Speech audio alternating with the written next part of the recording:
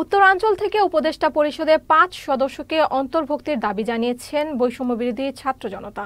রংপুর মহানগরীর মডার্ন মোড়ে বুধবার দুপুরে ব্লকেট কর্মসূচি থেকে এই দাবি জানানো হয়।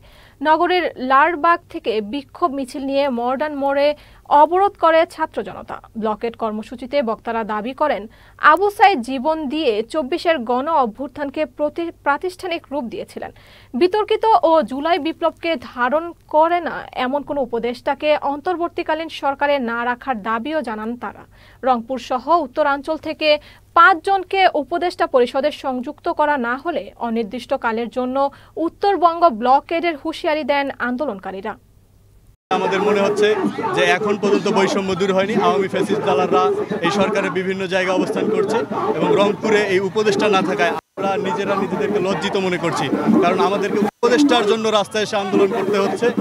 আমাদের কাছে এখনো বৈষম্য মনে হচ্ছে। আমরা যতক্ষণ পর্যন্ত এই বৈষম্য দূর হবে না ততক্ষণ পর্যন্ত আমাদের এই কার্যক্রম চলমান থাকবে। আবু সাইদের রক্তকে আমরা ব্যথা দিতে দেবো না। এই জন্য আজকে আমরা এখানে সমবেত হয়েছি।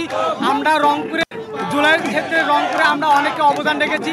সেক্ষেত্রে আমরা রংপুরকে এভাবে পিছিয়ে পড়তে দিতে পারি না। এই জন্য আমরা রাজপথে এসেছি। আমাদের অধিকার আমরা ছিনিয়ে নিতে এসেছি। সাথে বিতর্কিত লোকজনকে উপদেষ্টা পরিষদে দেওয়া হয়েছে, তাদেরকে প্রত্যাহার এবং উত্তরবঙ্গ থেকে অন্ততপক্ষে ৪ জন উপদেষ্টা পরিষদে উপদেষ্টা নিয়োগ দিতে হবে।